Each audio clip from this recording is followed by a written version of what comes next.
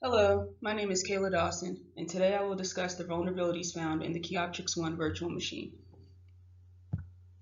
Right here on the left-hand side, I ran command nmap 192.168.33.0/24, which is a basic ping sweep that looks through all the IP addresses from .0 through .255. The results of the nmap scan report for 192.168.33.111 shows that the host is up, all 1,000 scan ports are in ignored states, and has a network distance of 0 hops. This is also the Kali virtual machine IP address.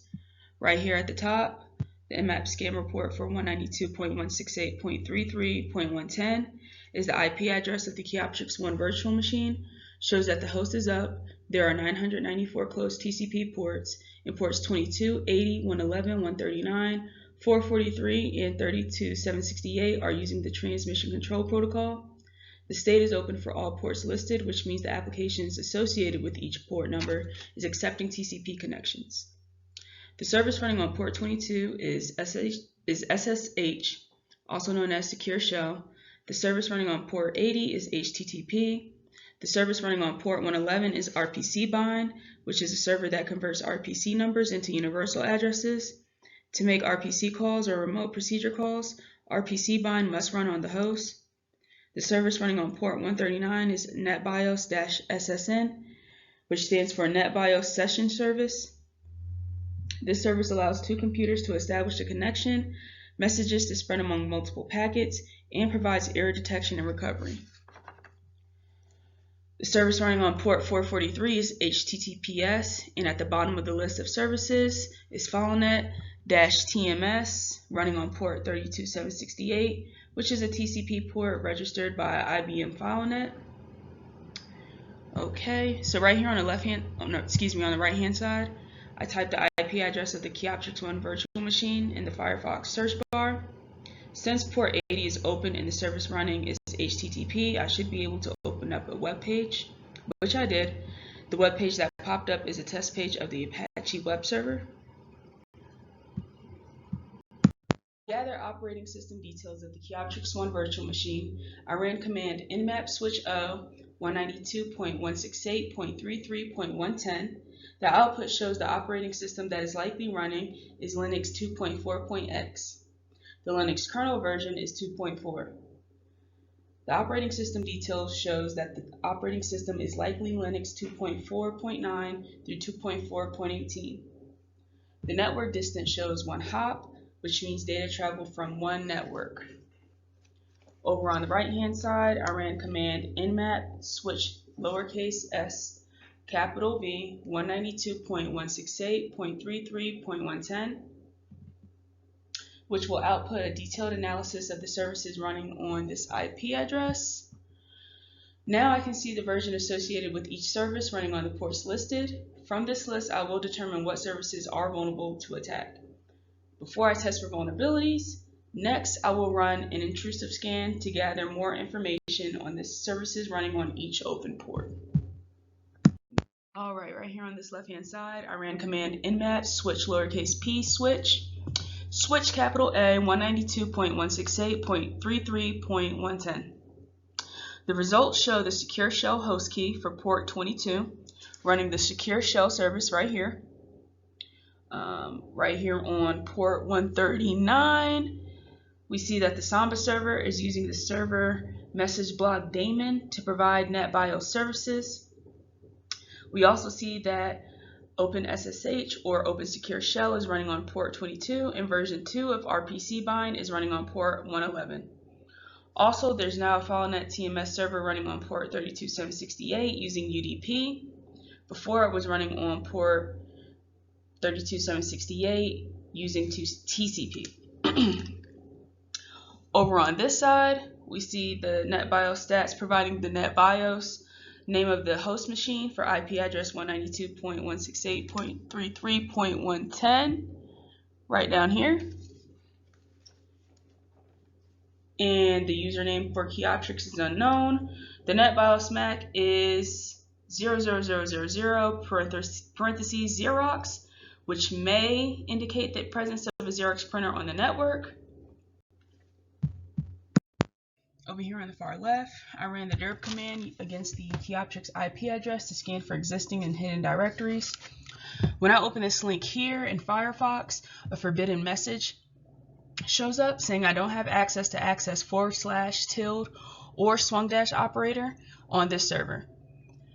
And it's the same for these two links underneath, which shows right here that I don't have permission to access either of these directories on this server, except for the Apache test page. Alright, next I ran command searchploit against the Apache version 1.3.20 server to see what exploits exist and the path to scripts to exploit vulnerabilities in the system. And right here is the list of exploits and the path to access them. From what I see, some of these scripts are C files, Python, text, shell, and .rb, and .pl, and .md. Over here on this right hand side, I ran searchploit couchdb to see what exploits existed in this server, the Apache CouchDB database server, and what I see here is arbitrary command execution, denial of service, remote privilege escalation, local privilege escalation, cross-site scripting, cross-site request forgery, and cross-site scripting, remote code execution, and another remote code execution just from a later version of CouchDB.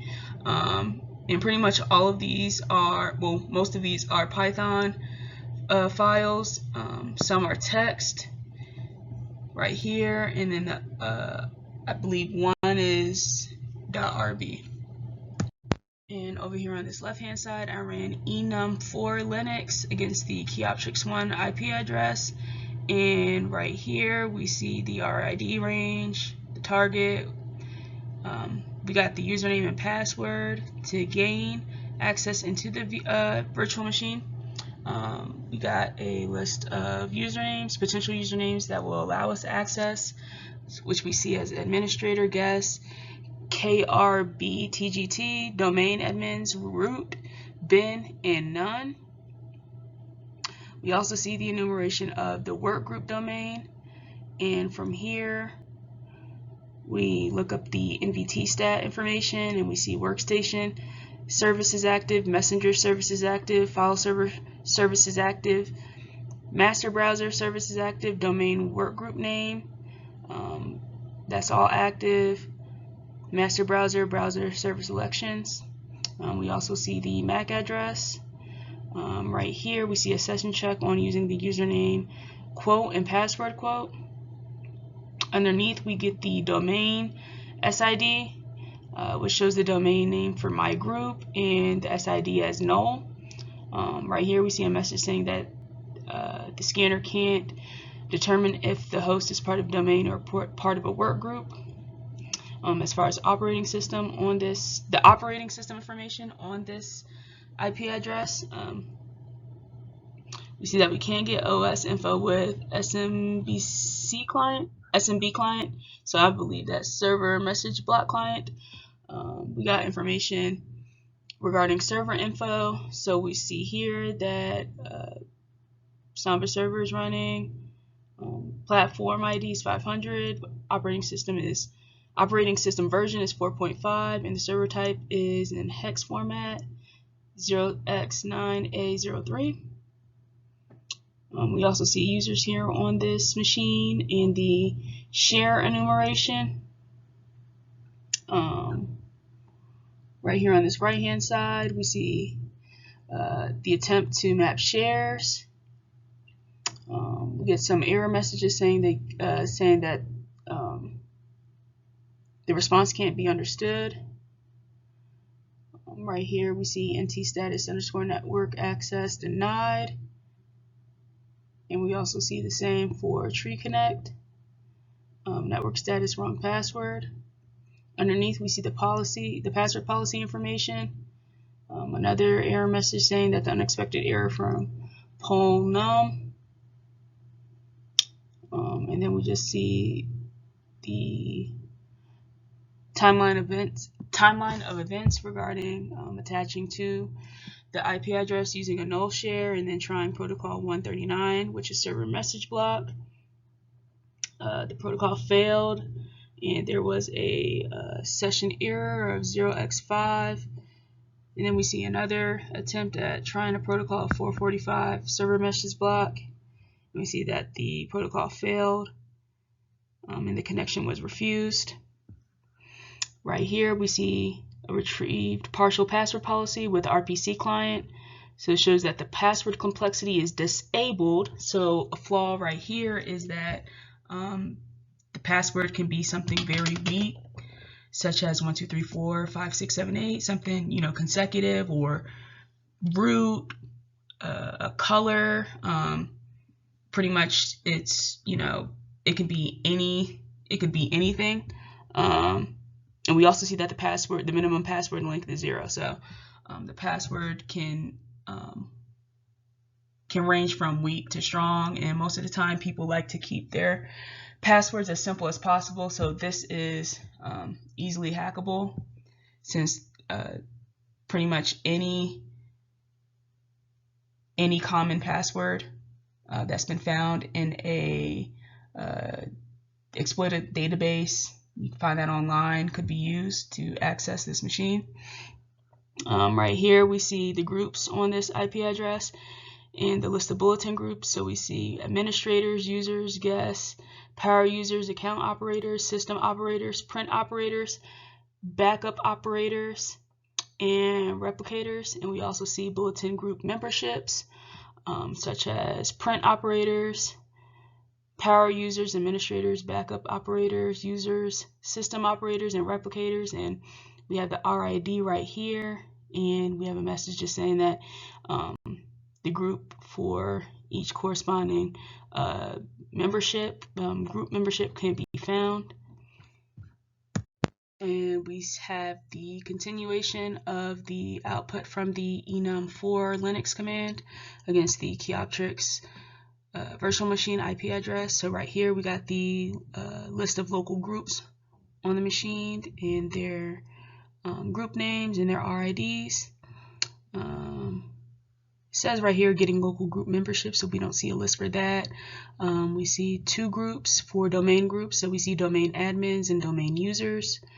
We also see two results for domain group membership, so we have domain users, domain admins, the RID, and this message right here saying that the group couldn't be found, so group domain users couldn't be found, nor could group domain admins. Users on this IP address via RID cycling, we see that a new SID was found, and then we see right here a long list of enumeration of users using the new SID and the logon username and password of quotes. And right here we see getting printer info, and it says right here that no printers were returned. So just to go back on to my earlier analysis of the operating system details, where it showed Xerox and a long numerical address, it looks like that it didn't indicate the presence of a printer, since we see right here that no printers were found. All right, and right here are 2 text files within the exploits path within the CouchDB directory. Right here on this left hand side we see cross-site scripting, the date it was created, the exploit author, homepage, software link, and of course the version. And right here this introduction says that the Couch database server hosts named databases which store documents. Each document is uniquely named in the database, and Couch database provides a RESTful HTTP API for reading and updating, add, edit, delete database documents. We see right here the cross-site scripting details saying that a DOM based and reflected and stored. Right here we see for the first cross-site scripting exploit, which was DOM based to create a database. We got the URL link right here and the payload to execute the attack.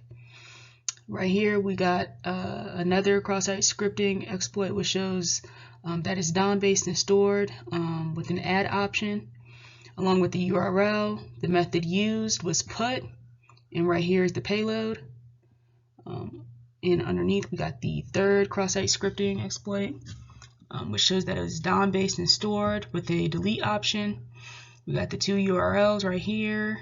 The method used was delete and the payload. Over here on this right hand side, I opened up the file 32519, which is a text file. And right here it just shows the UUIDS denial of service exploit. We got the date, the author, vendor homepage, software link, and the version, along with where it was tested on.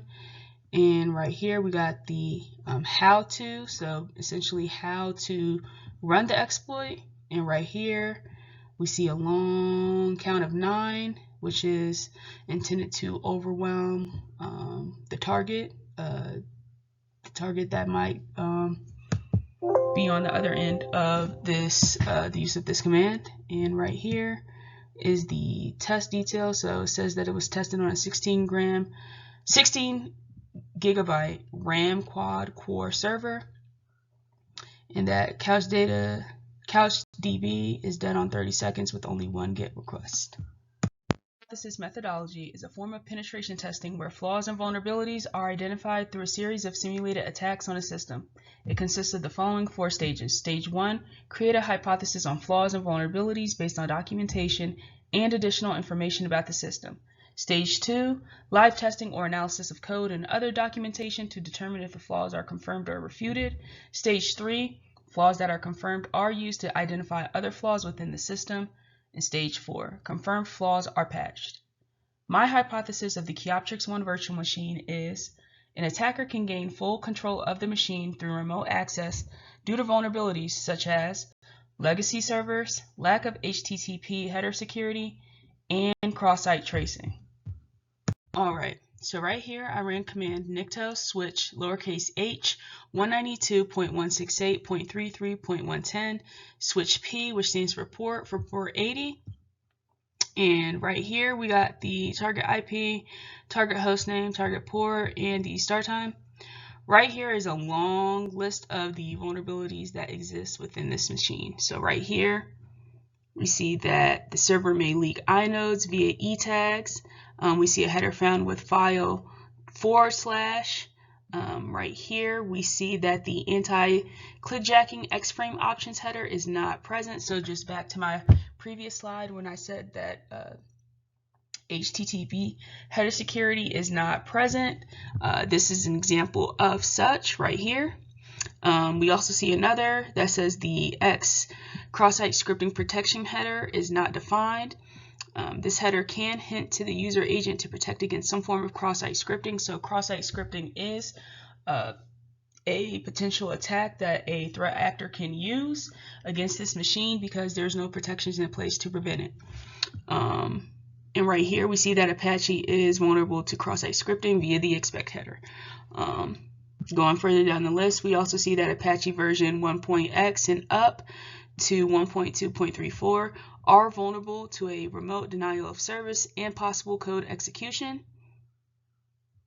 And we also see right here these 3 messages which show that OpenSSL, mod SSL, and Apache version 1.320 all appears to be outdated. So that exemplifies the flaws that I say exist within this machine, that legacy servers are present.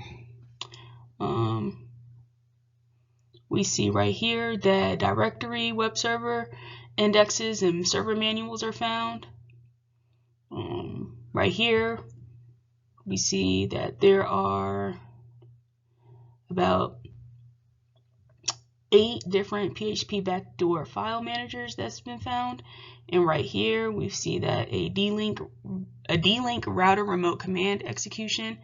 And right here another backdoor was identified. Flaws and vulnerabilities that I said existed within this machine. The two that I did further research on was remote code execution and cross-site scripting.